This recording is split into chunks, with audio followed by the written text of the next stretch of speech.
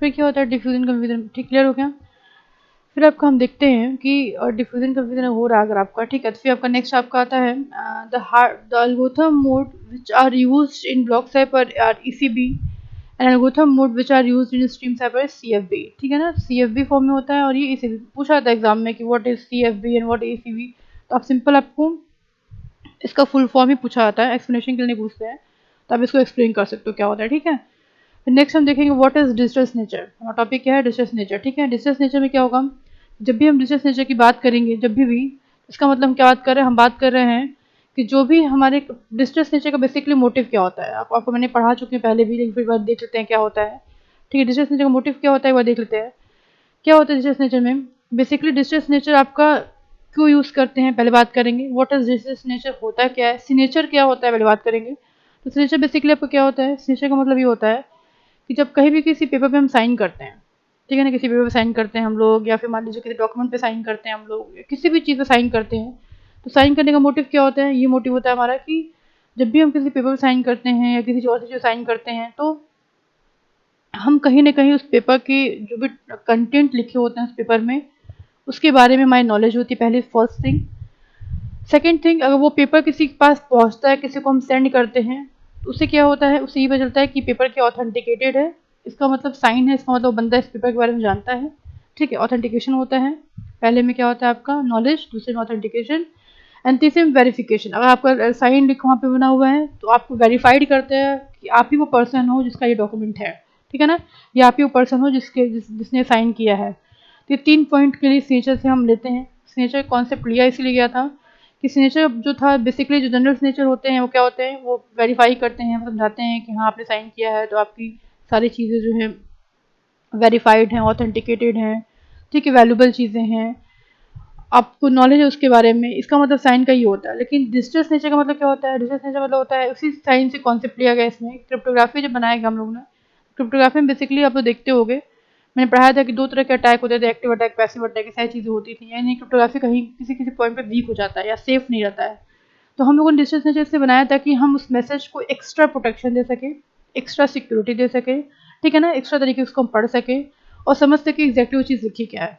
इसे digital signature को बनाया गया था। अब होता क्या है इसमें, तो डिजिटल सिग्नेचर बेसिकली किसी भी मैसेज को, कोई जनरली मैसेज अगर होता है, उस मैसेज को क्या करता है, उससे अटैच हो जाता है, अटैच होने के बाद वो वेरिफिकेशन में जाता है, वेरीफाइड किया जाता है, उसके बाद रिसीवर को रिसीव होता है। वेरीफाइड इसलिए होता है कि हम भी पता करते हैं कि क्या वो मैसेज एक्चुअल में सेंडर ने ही सेंड किया था कि नहीं, ठीक है। यानी इसका मोटिव क्या होता है, इसका मोटिव ये होता है सेंडर को आइडेंटिफाई करना, जो सेंडर हमारा है उसी को आइडेंटिफाई करना होता है कि जो सेंडर है वो आइडेंटिफाई हो पाए कि हाँ ठीक है उस सेंडर ने ही मैसेज किया था, उस सेंडर के थ्रू ही मैसेज आया है, और सेंडर इस बात से बना भी नहीं कर सकता है कि मैंने वो मैसेज नहीं किया है, ठीक है ना। बेसिकली डिस्टेंस से हम लोग इसे यूज़ करते हैं। देखिए पॉइंट पढ़ेंगे, वन बाय वन पॉइंट देख के लिखा हुआ है distance is the cryptography value that is calculated that is calculated from the data and secret key known only by the sender. ठीक, a real word, the receiver of the message need to assure that the message belong to the sender and should not be able to repudiate the originations of the messages. ठीक है, ये होता है मतलब, कहने का मतलब क्या हुआ, कहने का मतलब ये हुआ कि जो भी आपका मैसेज होता है जो साइन की जाती है सीक्रेटली साइन की जाती है, ठीक है। रिसीवर जो होता है और मैसेज को एश्योर करता है कि ये मैसेज किसी सेंडर ने ही भेजा है, किसी ओरिजिनल सेंडर ने ही भेजा है, और ये मैसेज किसी का कॉपी फॉर्म नहीं है, ठीक है। अब प्रोसेस क्या होता है, लिखा the guarantee that the content of the message have not been alter in transit. जब भी मैसेज ट्रांसफर हुआ है ऑनलाइन तो इसमें कोई भी चेंजेस नहीं हुआ, इसकी इंश्योरिटी कौन देता है, digital signature. when you the server digitally sign a document, कभी आप एक सर्वर को digitally document साइन करते हैं, you add a one way hash encryption of the message content using your public and private key pair, ठीक है ना। तो उसमें क्या होता है, वन वे एक आपका हैश इंक्रिप्शन टेक्निक लग जाता है जो आपके पब्लिक की प्राइवेट की के थ्रू। आप देखते होगे कि हम तो व्हाट्सएप यूज़ करते हैं, हम कोई ऐसी चीज़ यूज़ करते हैं लिख के आता है one way encryption, one way hash function encryption, ठीक है। इसका मतलब क्या होता है, हाईली इंटरप्रेट फॉर्म में होता है, आपके उस मैसेज को कोई पढ़ नहीं सकता है, ठीक है। डिजिटल सिग्नेचर है the public key primitive of the message authentication, authentication का यूज़ किया जाता है। In the physical world it is common to use handwritten signature on handwritten और टाइप मैसेजेस, ठीक है ना। आपको पता है कि इन कॉमन जनरेशन में, कॉमन फिजिकल वर्ल्ड में या जनरल लाइफ में हम सिग्नेचर का मतलब यही समझते हैं कि हैंड रिटन सिग्नेचर की बात हो रही है, ठीक है ना। हैंड रिटन सिग्नेचर का कॉन्सेप्ट लिया गया था, इसलिए इसको हम इस पर्पस के लिए पढ़ रहे हैं। They are use to bind the signature of the messages. Similarly digital signature is the technique the bind the person entity of digital data and the binding can be independent verified by receiver as well as any third parties, ठीक है। क्या होता है, जो भी messages हम message के साथ जो सिग्नेचर अटैच करते हैं वो वेरीफाइड फॉर्म में होता है, ऑथेंटिकेटेड होता है थर्ड पार्टी के थ्रू, वो प्रूफ करता है कि हम ही वो सेंडर है। Digital signature cryptography value that the calculated from the data and the secret key known only by the signature. जो साइन करता है उसे उस सीक्रेट की के बारे में पता होता है, प्लस उस क्रिप्टोग्राफी की जो वैल्यूज होती हैं कैलकुलेटेड उसके बारे में पता होता है, और किसी को इसके बारे में कोई नॉलेज नहीं होती है, ठीक है। फिर आपका है following point explain the entire process detail. अब देखते हैं क्या प्रोसेस है, पॉइंट देख लेते हैं।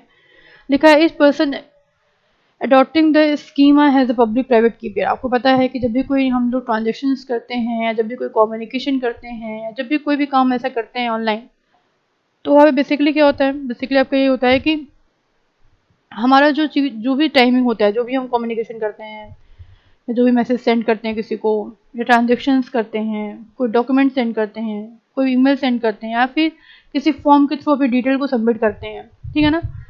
तो वही बोल रहा है कि हर जगह आपको पेयर ऑफ की ज़रूरत पड़ती है, ठीक है। प्राइवेट की आपको चाहिएगा डेटा को एन्क्रिप्ट करने के लिए, पब्लिक की चाहिए आपको डेटा को डिक्रिप्ट करने के लिए, ठीक है। ये सारी चीज़ें होती हैं। अब बेसिकली होता है क्या, इसमें होता यही है कि जब कभी भी लिखा है इसमें सेकंड पॉइंट कि जब कभी भी कोई सेंडर होता है या सेंडर मतलब सेंडर, जो भी सेंडर होता है मैसेज को सेंड करता है, तो हम उसके प्रोसेस को देखेंगे। डायग्राम देखिएगा बना हुआ है, डायग्राम को देख लेते हैं कि डायग्राम में क्या दिखा रहा है, ठीक है। डायग्राम से क्लियर हो जाएगा आपको अभी क्या होता है।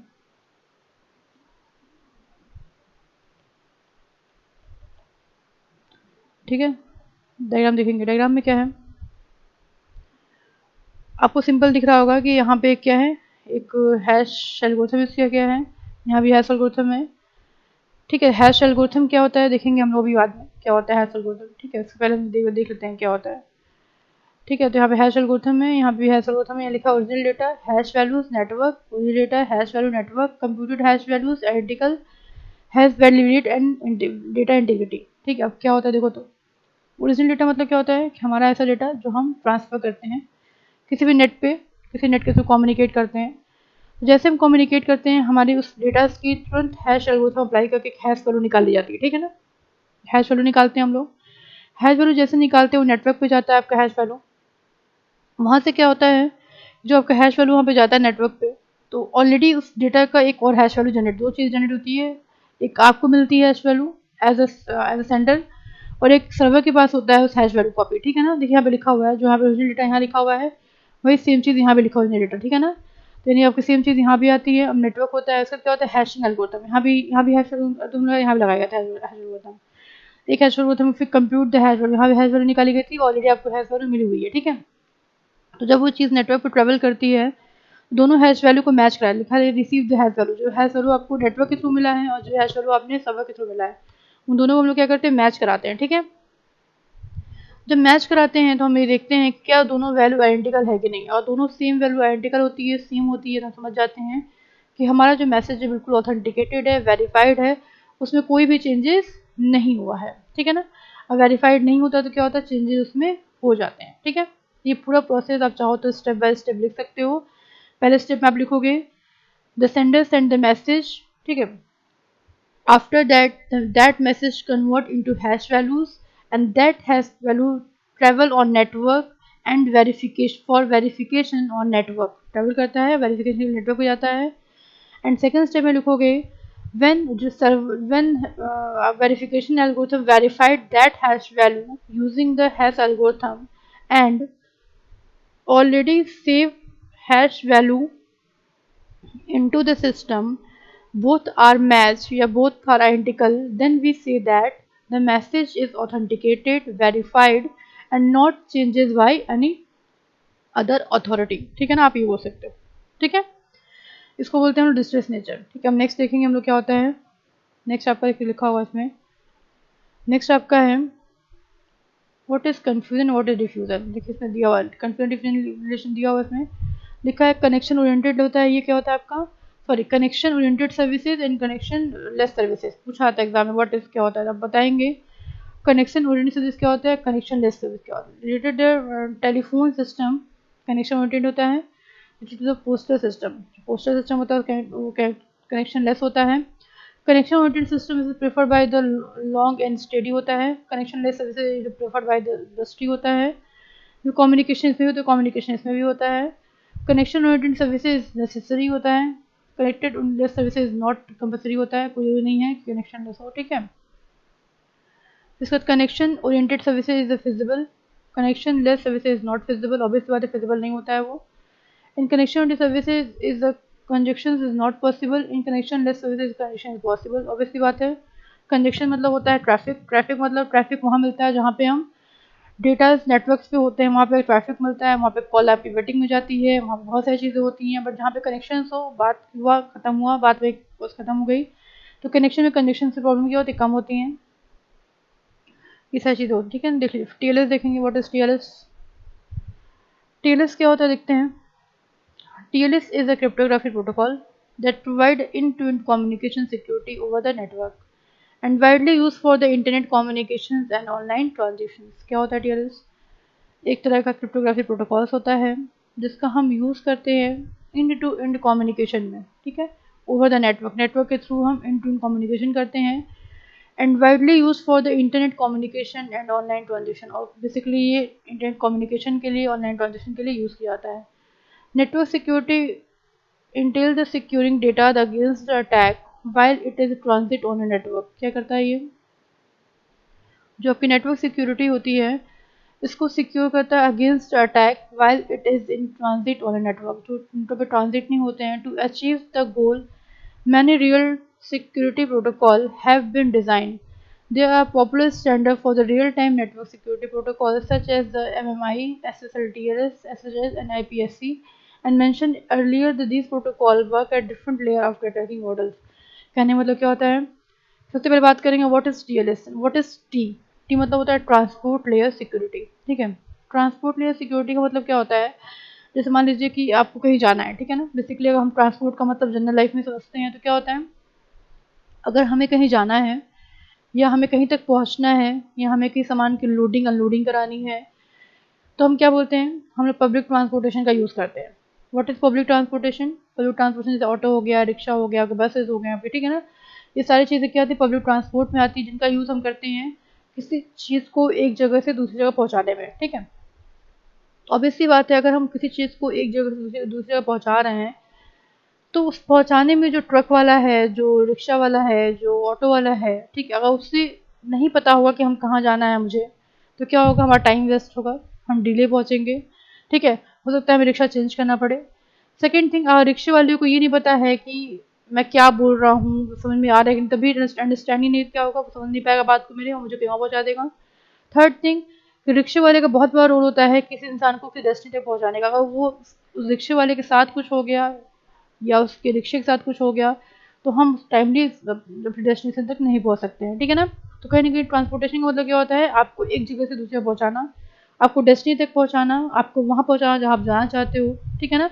अगर वो अपना वर्क सही से नहीं करेगा, अपना वर्क सही से परफॉर्म नहीं करेगा तो क्या होगा, दिक्कत आएगी। दिक्कत ये होगी कि आप टाइमली वहां पे नहीं पहुंच पाओगे, ठीक है ना। तो ये सारी प्रॉब्लम वहाँ पे होगी, ठीक है। हम इसको दूर करने के लिए हमने क्या किया, हमने ये किया कि जब भी हम रिक्शे बैठते हैं, ऑटो बैठते हैं, तो हम उससे पूछते हैं भैया मुझे यहाँ जाना है, आपको पता है कि नहीं पता है, तो बोलता है हाँ मुझे पता है, आप बैठ जाइए। तो हम बैठ जाते हैं, हम चले जाते हैं, हमने डेस्टिनी तक पहुँच जाते हैं। ठीक वैसे ही क्या टीएलएस वर्क करता है आपका नेटवर्क पे। क्या करता है ये, जो भी हम लोग ऑनलाइन मैसेज करते हैं, ऑनलाइन ट्रांजेक्शन्स करते हैं, ऑनलाइन ईमेल भेजते हैं, जो भी काम ऑनलाइन करते हैं उस सारे काम को वो ऑनलाइन सही जगह पर सही पते पर पहुँचाता है, ठीक है। जैसे मान लो हमने किसी को मैसेज किया, हमने मैसेज किया, हमारे फ़ोन में ना वायर्ड है, ना हमें पता है कि हमारे फ्रेंड के पास कनेक्शन है कि नहीं है, हमें नहीं पता है कि उसके बाद मैसेज पहुँचेगा नहीं पहुँचेगा, कुछ नहीं पता हमें। हमने मैसेज टाइप किया और हम वेट करते हैं उसका रिप्लाई का, तो क्विकली उसका रिप्लाई भी आ जाता है, ठीक है ना। तो हमें समझ में आता है कि हमारा मैसेज उस तक पहुँच गया है, तभी रिप्लाई आ रहा है।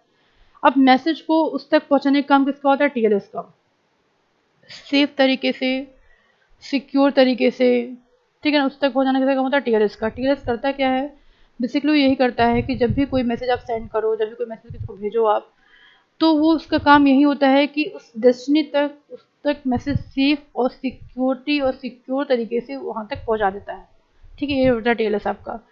ठीक है, the last chapter we discuss the some popular protocols that are designed to provide the application layer security, and this chapter will discuss the process of achieving the network security at transport layer and associated with security protocol। ठीक है ना, सारे security protocol हम discuss करेंगे इसमें one by one, क्या क्या होते हैं, कितने प्रोटोकॉल्स होते हैं, कितने टाइप्स के होते हैं, कहाँ कहाँ यूज होते हैं। ठीक है, और साथ में हम टीएलएस की वर्किंग भी देखेंगे। ठीक है, तो आपको बेसिकली अगर पूछा जाता है क्या होता है टीएलएस, आप बोलेंगे this is a cryptography protocol that provide the end-to-end communication security over the network and is widely used for the internet communication and online transaction। ठीक है, आप देखेंगे इसमें नेक्स्ट क्या होता है। नेक्स्ट लिखा है TCP IP. What is TCP, what is IP? Internet protocol बोलते हैं, इसे बोलते हैं ट्रांसमिशन कंट्रोल प्रोटोकॉल बोलते हैं। ठीक है ना, ट्रांसमिशन कंट्रोल प्रोटोकॉल बोलते हैं, इसको हम क्या बोलते हैं, TCP. TCP and internet protocol IP, ये दो प्रोटोकॉल ऐसे होते हैं जो ट्रांसमिशन मतलब क्या, ट्रांसमिट करना, हमारे डेटा को ट्रांसमिट मतलब पहुंचाना। ठीक है ना, एक ट्रांसपोर्ट करते हैं, जो जगह पहुंचाते हैं, सही प्लेस पहुंचाते हैं, और ट्रांसमिट मतलब हमारे मैसेज को स्मूथ तरीके से ट्रांसमिट करना, पहुंचाना उन तक। ठीक है, ठीक है, वहां तक पहुंचाते हैं। अब होता क्या है इसमें बेसिकली कि जब वहां तक मैसेज पहुंचता है हमारा सेफ तरीके से, सिक्योर तरीके से, हमें क्या होता है, मैसेज आराम से मिल जाता है, रिप्लाई मिल जाता है, मैसेज मिल जाता है, सारी चीज़ें होती हैं। अब देखिए नीचे लिखा हुआ है कैसे ये होता, कैसे लिखा है, the if transaction did not use confidentiality an attacker could obtain his pattern payment card information and attacker can then make a purchase of Bob accesses. Obvious सी बात है, एक एग्जांपल लिखा हुआ है, छोटा सा एग्जांपल कैसे इसका यूज देखेंगे। एक बॉब नाम का आदमी है, बॉब एलाइस, दो आदमी है, सेलिंग कर रहे हैं, कोई सामान वेबसाइट के थ्रू बेच रहे हैं। The website of Bob enter the types of good and quantity desire. Bob ने क्या किया, अपने जो सामान खरीदना था वो, उसका डिजायर, जो उसकी इच्छा थी खरीदने की, वो his address and payment card क्या किया, सब कुछ डिटेल्स में फिल किया। Bob click on submit and wait for the delivery for good with the debit price amount of his account. पैसा क्या हुआ, इस अकाउंट से खत्म हो गया, और वेट करने लगा कि जब हमने जो ऑर्डर किया ऑनलाइन वो हम तक कब तक पहुंचेगा। All the sound are good, obviously बात है, लग रहा है कि ऑनलाइन शॉपिंग चल रही है, ऑनलाइन काम कर रहा है।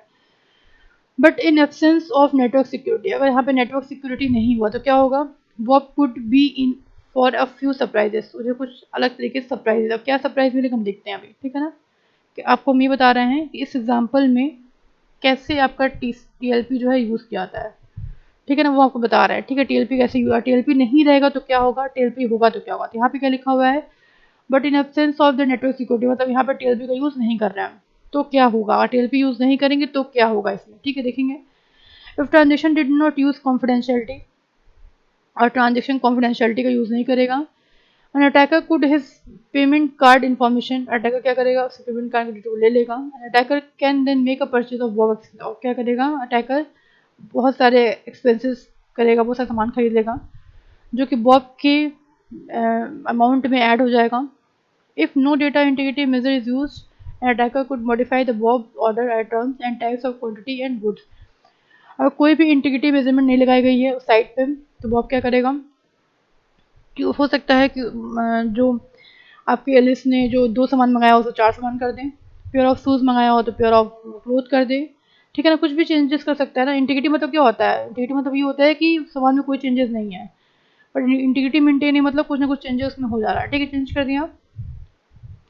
Lastly if no server authenticated use, हमारे लास्ट में सर्वर ऑथेंटिकेशन भी नहीं यूज होता है साइट पे, पर्टिकुलर साइट पे जहाँ पे हमने शॉपिंग किया था, तो क्या होगा, if no server authentication is use, the server could display the Alice famous logo, but the site could be a malicious site maintained by the attacker who is masquerading allies, and after receiving the Bob's order and he could take a Bob's money and free, or he could carry out an identity theft by collecting the Bob's name and credit card details।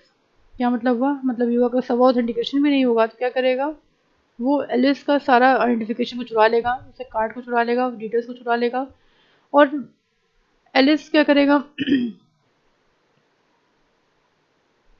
क्या करेगा Alice, तो basically क्या करेगा, सारे anti को चुराने के बाद वो बॉब बनकर या बॉब क्या करेगा, एलिस बनकर क्या करेगा, सारे ट्रांजेक्शन करेगा। करने के बाद डिटेल को चुराने के बाद क्या करेगा, वो दिखाना चाहेगा कि मैं ही क्या हूँ, मैं ही क्या हूँ, मैं ही आपका बॉब हूँ। जो रहे कौन, एलिस रहेगा। ठीक है ना, मैं ही बॉब हूँ, मैंने ही सामान खरीदा था, मैंने ही पेमेंट किया था, मैंने ही सब कुछ किया था, जबकि एग्जैक्टली क्या होगा, वो बॉब नहीं, वो एलिस होगा, ठीक है ना। The transport security team can address this problem by enhancing the TCP/IP based network communication with the confidentiality, data integrity, server authentication and client authentication।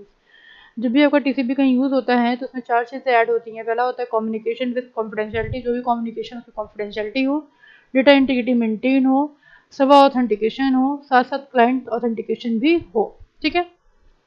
The security at this layer is mostly use to secure the HTTP based web transaction or a network, however it can be the employee by an application running over the TCP, ठीक है। ये सारी चीज़ें होती हैं। अब देखते हैं इसमें आगे नेक्स्ट डायग्राम देख लेते हैं एक बार क्या होता है। Transport layer security protocol operate the TCP layer. Design of these protocol use the popular application program interface API, ठीक है ना। What is API? Application program interface. API क्या होता है? प्लेटफॉर्म होता है, इंटरफेस होता है जिसके थ्रू हम कोई भी प्रोग्रामिंग करते हैं या किसी भी डिज़ाइन प्रोटोकॉल को हम डिज़ाइन करते हैं। The interfacing with the TCP layer, the application are now the interfere to the transport security layer instead of the TCP directly, ठीक है ना। क्या करता है? application are now interfere to the transport security layer instead of the TCP directly. The transport security layer provide the simply API with socket with a similar along with the TCP and API। क्या करता है वो? आपको दो diagram दिख रहा है इसमें। पहला डायग्राम में लिखा हुआ है एप्लीकेशन, सब एप्लीकेशन लिखा हुआ है, टीसीपी है, आईपी है, फिजिकल नेटवर्क्स है। यहाँ लिखा है TLS, TCP, IP, physical network, API sockets लगा हुआ है।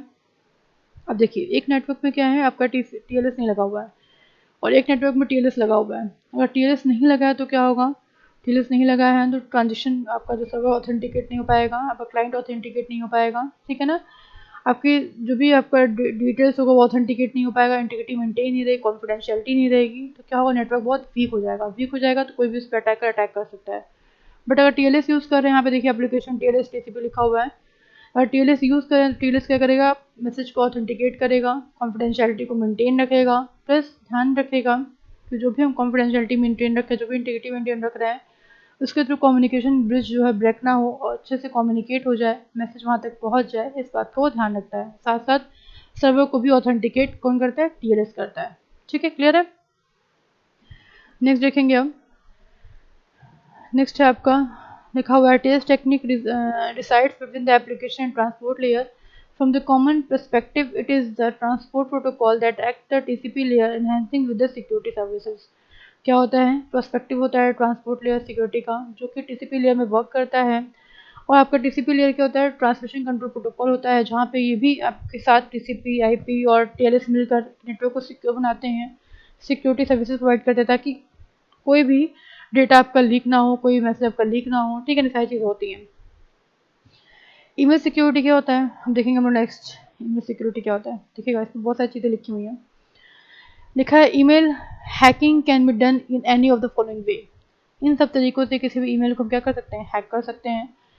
Email spamming is act sending the uncritical bulk emails which one has not asked for. The email spam are the junk mail sent by the commercial company and the advertisement of their product and services।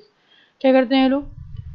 किसी भी company के through जो भी आपका advertisement होता है, जो भी आपका कंपनी से एक मैसेजेस आता है कि आपने इतने करोड़ रुपए जीत लिए, आपने यहाँ रजिस्ट्रेशन किया था तो आपका रजिस्ट्रेशन हो गया है, बहुत सारी चीज़ें होती है, ठीक है ना। आपका मैसेजेस, आपका ये मैसेजेस हो गया है, आपका मतलब आपने इतने रुपए जीत लिए हैं, आपने ये कर लिया, आपने वो कर, बहुत सारी चीज़ें होती हैं।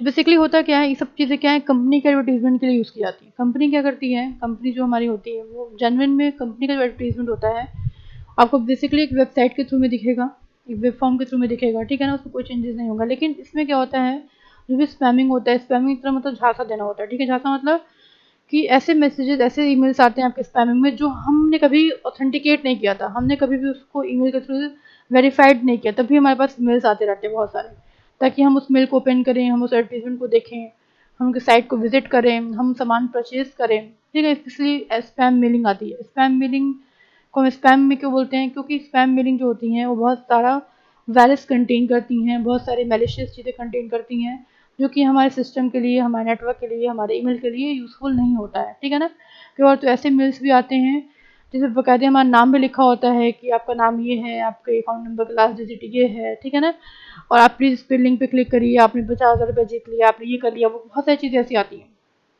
ये सब भी स्पैम मेलिंग में आती है क्योंकि हमने कभी इसको ऑथेंटिकेटेड नहीं किया, ठीक है। नेक्स्ट है आपका वायरस।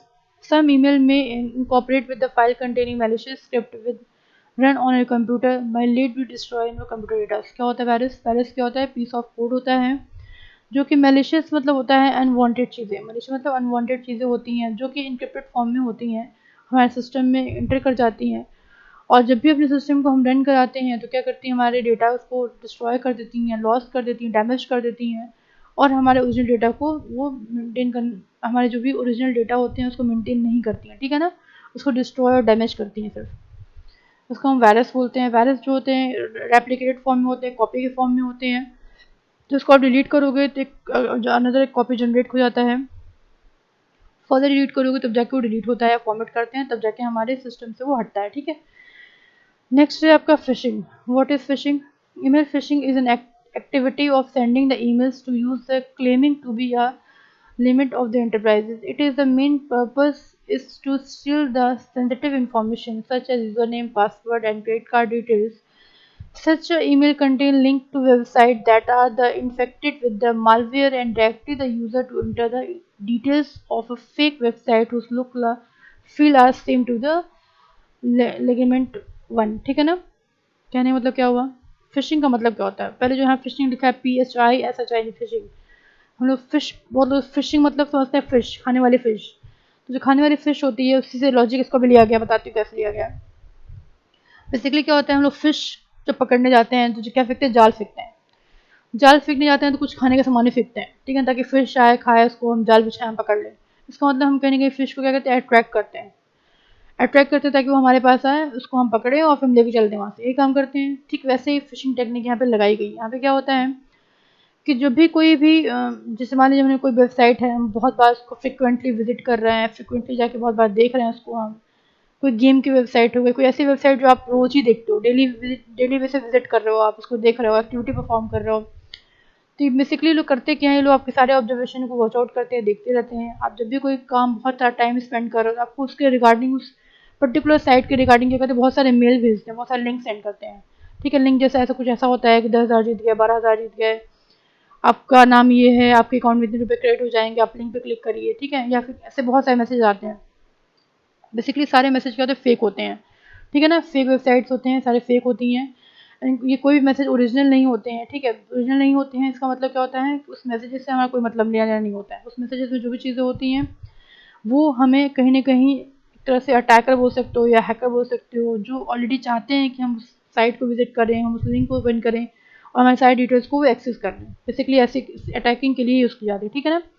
और जैसे ही हम उस लिंक पे क्लिक करते हैं, जैसे उस साइट पे हम क्लिक करते हैं, विजिट करते हैं, तो क्या होता है, वहाँ पे कुछ इन्फॉर्मेशन मांगता है कि please put your name, first name, last name, your card number, ये नंबर। जैसे हम उसमें कार्ड की डिटेल देते हैं, जैसे हम चीज़ें पुट करते हैं, क्या होता है, आपके अकाउंट से, आपकी चीज़ों से आपके सामने पैसा चला जाता है, आपको पता नहीं चलता है, ठीक है। इसको बोलते हैं फिशिंग। फिशिंग बेसिकली क्या होता है, जो आपकी ओरिजिनल साइट विजिट करते हो आप, सेम टू सेम वैसी ही साइट होती है, ठीक है ना। आपको पता ही नहीं चलता है कि ओरिजिनल साइट है कि फेक वेबसाइट है, आपको पता ही नहीं चलता है। आप फेक वेबसाइट को ओरिजिनल समझकर सारी डिटेल फिल कर देते हो। यहाँ ठीक है, कार्ड डिटेल मांग रहा दे दो इसको, ठीक है ना, पिन मांग रहा दे दो इसको, आप OTP मांग रहा OTP दे दो उसको, आप सब देते जाते हो उसको। आप ही सोचते हो ओरिजिनल वेबसाइट आपने विजिट किया, जबकि ऐसा होता नहीं, वो फेक वेबसाइट होती है जिसके थ्रू आपका सारा डिटेल क्या होता है, उस अटैकर या हैकर के पास चला जाता है, ठीक है। ये प्रॉब्लम्स होती है। फिर देखेंगे नेक्स्ट लिखा हुआ है, email spamming is act sending the unsourced bulk email which has not been asked for. Email spam are just a junk mail sent by the commercial company as an advertisement of their product and services। क्या होता है, अपनी company की प्रचार करने के लिए, अपनी कंपनी के सामान को बेचने के लिए क्या करते हैं, आपको स्पैमिंग के थ्रू, ईमेल स्पैमिंग के थ्रू आपको ईमेल भेजते हैं, सेंड करते हैं और आपके साथ धोखा करते हैं, ठीक है ना। इसको हम जंक मेल भी बोलते हैं, ठीक है। नेक्स्ट देखते हैं क्या होता है।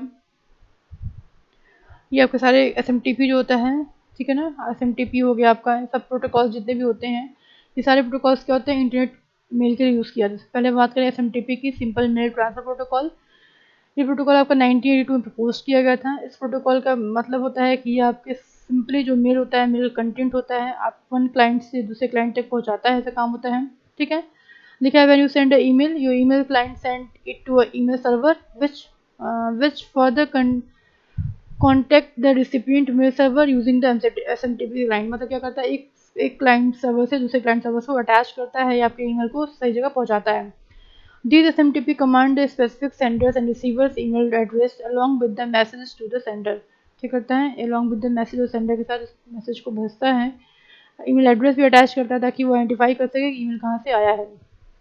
The exchange of command between the server is carried out without inventions of the end user। ठीक है, in case of the message cannot be delivered, an error report is sent to the sender which make SMTP as real reliable protocol। ठीक है ना, SMTP क्या होता है, reliable protocol होता है, इसके थ्रू हम कोई मैसेज किसी को सेंड कर सकते हैं या भेज सकते हैं। ठीक है, देखिए क्या होता है कि IMP देखने के बाद व्हाट इज IMAP। IMAP मतलब होता है मेल एक्सेस प्रोटोकॉल। SMTP पढ़ लिया हम लोगों ने, हम लोगों ने सिक्योरिटी पढ़ लिया, हम लोगों ने वायरस पढ़ लिया हम लोगों ने। अब पढ़ेंगे IMAP। IMAP क्या होता है, IMAP लिखा हुआ है, the IMAP stand for the internet mail access protocol. किसी भी मेल को एक्सेस करने के लिए हम इस IMAP प्रोटोकॉल का यूज़ करते हैं। इसमें कुछ की पॉइंट लिखा है, देख लेते हैं। पहला का पॉइंट लिखा है, IMAP allow the client program to manipulate the email messages on the server without the downloading them on the local computer। The email is held and maintained by the remote server in enable use to take any action such as downloading, delete the mail without the reading the mail। It is enabled us to create, manipulate and delete the remote messages folder called a mail inboxes। ठीक है, क्या होता है ये, basically आपका mail boxes में use किए जाते हैं। ठीक है, मेल बॉक्सेस में यूज़ करते हैं। आपका बेसिकली का काम क्या होता है कि आपको जो भी चीज़ आप डाउनलोड करना चाहते हो, जो भी आप चीज़ ईमेल डाउनलोड करना चाहते हो, ईमेल से आप डॉक्यूमेंट डाउनलोड करना चाहते हो, वो आपको बेसिकली आपको लोकल कंप्यूटर पर डाउनलोड हो जाए। बट साथ साथ आपको बाउंड ये भी करते हैं कि आप किसी भी ईमेल को ठीक है, लिखा है email allow the client program to manipulate the email messages server without downloading them on the local computer. कोई भी आपका ईमेल जो होता है कभी भी डाउनलोड नहीं होता है। ठीक है, ईमेल कंटेंट डाउनलोड कर सकते हो बट ईमेल आप डाउनलोड नहीं कर सकते हो। Email is hold and maintain by the remote server. Email को आप किसी भी रिमोट सर्वर से होल्ड कर सकते हो या मेंटेन कर सकते हो। It enable use to the action such as downloading, deleting and mail without reading the mail. आप किसी भी कोई एक्शन परफॉर्म नहीं कर सकते बिना इस मेल को पढ़े हुए। It enabled use to create, manipulate and delete the remote access folder called mailbox box. किसी भी रिमोट एक्सेस का यूज़ करके आप उस ईमेल को मैनिपुलेट नहीं कर सकते हो, उसको आप मेल बॉक्स से फोल्डर को हटा नहीं सकते हो, रिमूव नहीं कर सकते हो। ठीक है ना, एक्सेस भी नहीं कर सकते हो। IMAP is enable to user the search the email. IMAP की वजह से आप किसी चीज़ को सर्च कर सकते हो ईमेल में, आप पता लगा सकते हो ईमेल कब आया था। It allow the concurrent access to the multiple mail box on multiple mail server. और क्या करता है, अलाउ करता है किसी भी concurrent access multiple mail box और मल्टीपल मेल सर्वर। आप किसी भी मेल सर्वर से बहुत सारे मेल्स को एक साथ ओपन कर सकते हो, देख सकते हो। और वो नहीं, IMAP नहीं होता तो आप शायद एक साथ बहुत सारे मेल्स ओपन नहीं कर सकते। IMAP नहीं होता तो आप मेल के कंटेंट को डाउनलोड भी नहीं कर सकते, और IMAP नहीं होता तो आपका मेल क्या होता, सेफ एंड सिक्योर भी नहीं रहता। ठीक है, नेक्स्ट क्या आपको देखेंगे, नेक्स्ट आपका POP क्या होता है। The POP stands for Post Office Protocol. It generally used to support a single client. There are several versions of POP, but the POP3 is the current standard. POP क्या होता है आपका, एक post office protocol होता है। Post office मतलब क्या होता है, पोस्ट ऑफिस का काम क्या होता है कि आपके मैसेज को, आपके जो भी पता है उसको वेरीफाइड करना, उस तक चीज़ों को पहुँचाना, उसका फिर एक्नॉलेजमेंट देना कि चीज़ें पहुँच रही हैं, ये सारी चीज़ें होती हैं। ठीक है, लिखा हुआ है POP is application layer internet standard protocol. Since the POP support the offline access to the messages, this require less internet usage time. POP does not allow search facility. In order to access the messages, it is necessary to download them. It allow only one mailbox to be created on server. It is not suitable for accessing non-mail data. POP commands are generally abbreviated into the codes of their 4 letter। ठीक है ना, क्या होता है, start से इसको STAT लिखा है, स्टेट लिखा है। POP जो होता है बेसिकली क्या होता है, POP का मतलब होता है पोस्ट ऑफिस प्रोटोकॉल। पूछा था एग्जाम, व्हाट इज POP, क्या होता है, पोस्ट ऑफिस प्रोटोकॉल होता है, जिसका यूज़ भी हम ईमेल में करते हैं। बेसिकली क्या करता है, POP is an application layer internet standard protocol. क्या होता है, एक application layer internet standard protocol होता है। Since POP support the offline access to the message, इसीलिए किसी भी ऑफलाइन मैसेज को आप एक्सेस कर सकते हो पॉप की वजह से। This require less internet user, इसमें इंटरनेट का काम नहीं होता है। POP does not allow the search facilities, POP में आप कोई चीज़ सर्च नहीं कर सकते हो। In order to access the message it necessary download them, अगर कोई आप मैसेज देख रहे हो तो उसको आप डाउनलोड भी कर सकते हो, ठीक है ना। It allow only the mail box to be create on server, और आप अलाउ करता है कि आप किसी मेल बॉक्स क्रिएट कर सकते हो सर्वर पे, आप उसको भेज सकते हो messages.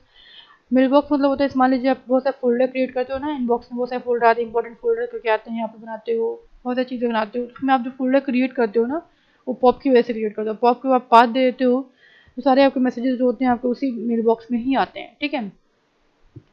It is not suitable for accessing on non-mail data. POP command are generally abbreviations into the codes they offer 4 letter, ठीक है ना। क्लियर हो गया? बस आज के लिए इतना ही। आई होप आपको समझ में आ गया हो, ठीक है ना। ये सारे आपके नेक्स्ट पे पढ़ाऊंगी तो आपको हैश फंक्शन पढ़ाऊंगी। व्हाट इज हैश फंक्शन क्या होता है बस देख लेते हैं, क्या खुल गया तो। हैश फंक्शन क्या होता है बेसिकली, आपका हैश फंक्शन का काम क्या होता है कि हैश फंक्शन आपके किसी भी डेटा को एक फिक्स लेंथ में कन्वर्ट करता है। और हैश फंक्शन की जरूरत क्यों पड़ती है, लिखा है take a group of character and map its value of the creation's length, ठीक है ना। Hashing is done indexing and the locating in terms of database because it is easier to find the short hash values. Hash function is mathematical function that convert the input value into the compressed numerical value, a hash of hash values. मतलब क्या होता है, what is hash value, आप पूछेंगे आपसे, आप बता सकते हो हैश वैल्यू क्या होता है। हैश वैल्यू मतलब होता है कि किसी भी मैसेज को एक्स्ट्रा प्रोटेक्शन के लिए हम हैश फंक्शन का यूज़ करते हैं। जब किसी भी प्लेन टेक्स्ट को हम साइफर टेक्स्ट में कन्वर्ट करते हैं तो ऑलरेडी वो कोड में होता है, उसी कोड को फिर से हम एक हैश वैल्यू में जनरेट करते हैं ताकि हम उसको एक्स्ट्रा प्रोटेक्शन दे सकें। हैश वैल्यू में कन्वर्ट करने का एक फिक्स लेंथ चाहिए होती है, फिक्स लेंथ में कन्वर्ट हो जाता है, और जैसे फिक्स लेंथ में कन्वर्ट होता है और उसके किसी एक सिंगल बिट में कोई चेंज करता है अटैकर या हैकर, तो हमें पता चल जाता है कि उस सिंगल बिट में चेंज हुआ है, जिसकी वजह से हम उस अटैकर हैकर के बारे में पता लगा सकते हैं, ठीक है। उसके बारे में समझा सकते हैं कि हाँ अटैकर अटैक हुआ है तो हमें अपने मैसेज को और सेफ रखना है, सिक्योर रखना है। और अगर हैशिंग टेक्निक यूज़ करेंगे तो अटैक करना बहुत ही इम्पॉसिबल हो जाता है, अटैकर जल्दी अटैक नहीं कर पाता है या मैसेज को डिक्रिप्ट नहीं कर पाता है, ये सारी चीज़ें होती हैं। बेसिकली आपको एक नंबर में क्वेश्चन पूछा जाएगा आपसे, व्हाट इज हैश, तब बोलेंगे hash function are basically communicate, ये hash function are basically use for convert the bit into fixed length value because the value convert in fixed length value, then attacker, a hacker, anybody change single bit on that messages, the hash value is notified that the message is already taken by other person or unauthorized persons.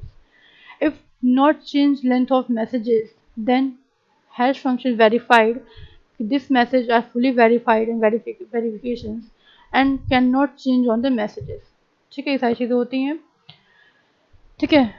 तो अब देख लिया हम लोगों ने, एक चीज़ और देख लेते हैं, data integrity check the most common application of the hash function. Data integrity का यूज़ करते हैं, डेटा इंटीग्रिटी का यूज़ क्यों करते हैं, ताकि अगर हमारा जो हैश फंक्शन हम यूज़ कर रहे हैं हैश वैल्यू के थ्रू, उसमें कोई भी चेंजेस ना हो, कोई प्रॉब्लम उसमें ना हो, ठीक है, और हमारा मैसेज क्या हो, ओरिजिनल मैसेज में कन्वर्ट हो जाए, साथ साथ हमारे उस मैसेज में कोई भी सिंगल बिट चेंज हो रहा है तो हमें पता चल जाए। बेसिकली आपके हैश फंक्शन का इसीलिए यूज़ करते हैं।